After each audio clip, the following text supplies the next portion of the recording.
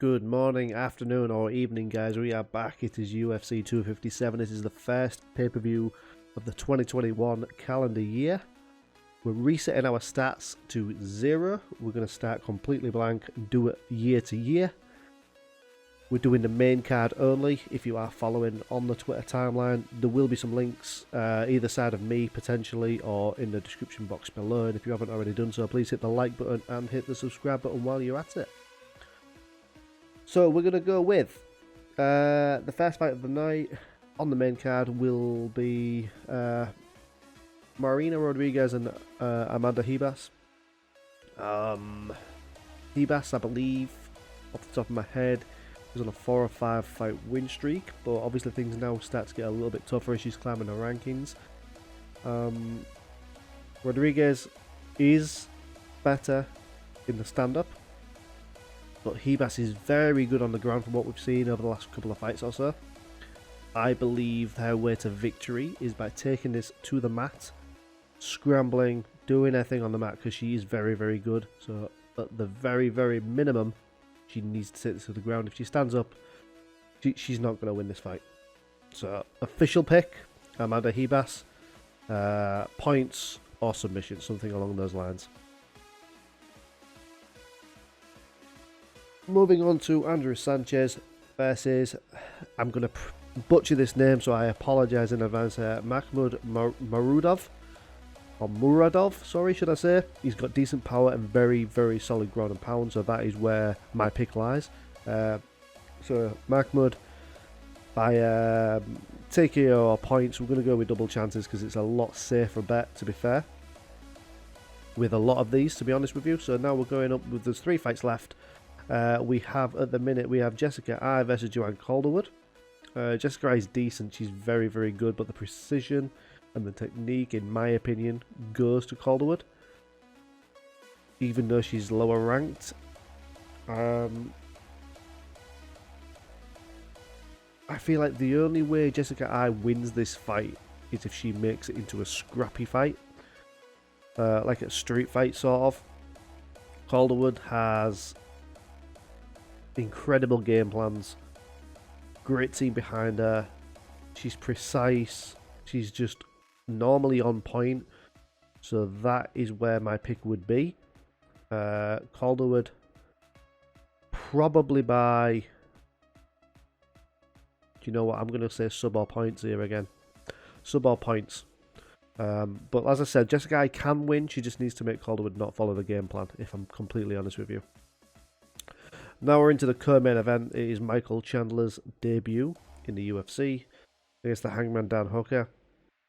I will be straight to the point. If it was a 5-round fight, I would pick Dan Hooker. Because it's not, and it's a 3-round fight, I am picking Michael Chandler. He's a very, very fast starter. He always starts fast if you look at all of his fights, look at his Bellator run. He goes out there and he tries every single fight to win the first round. So, once he's got the first round in the bag, second round is normally decent as well, and then he does sort of tail off towards the end. And whereas that is where Dan Hooker starts. You only have to look at like the Poirier fight, but I don't know. Can Dan Hooker catch him and knock him out? Yes. Can Chandler catch him and knock Hooker out? Yes.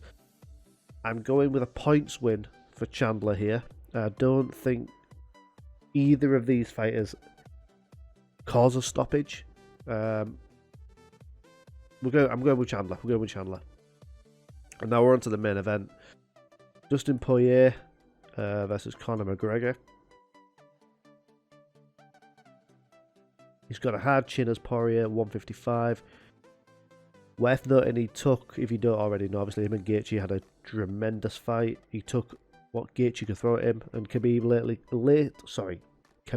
recently came out and said that that is the hardest he has ever been hit in his career, was by Justin Gaethje. Personally, I believe Gaethje has a bigger punch than McGregor. It's just McGregor has such efficient precision, and unless Poirier comes at Conor, I don't see how Conor can beat Poirier. I just do not see Conor taking the fight to Poirier. I think he's going to wait for Poirier to come forward and then do his thing, which is counter-punching. He's possibly the best counter-puncher in the UFC is Conor. But Poirier has more ways to win.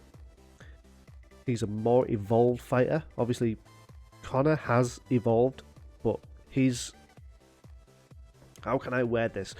Conor's expertise is striking and striking only. Obviously, grapple defense and everything like that, yes, but striking only. However, I do think if Conor was to somehow try and win by a submission, that would interest Khabib, but I don't see it happening. So I'm picking, officially, Dustin Poirier by points. I do not see Conor sparking Poirier, not at 155. Conor is just, he's good, he's great, but Poirier, in my opinion, has evolved into a totally different fighter.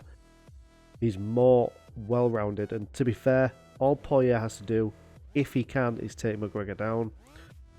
It's a hard feat in that, but I'm going with a points victory for Dustin Poirier. I mean, he might even catch him and knock him out, to be fair, so I'd be tempted to lay a KO/points double. But official pick is Dustin Poirier to beat Conor McGregor. So thank you very much for watching. Follow me on Twitter. I will be tweeting all my picks during the prelims as well, so keep an eye on that, and we will see you soon. Thank you.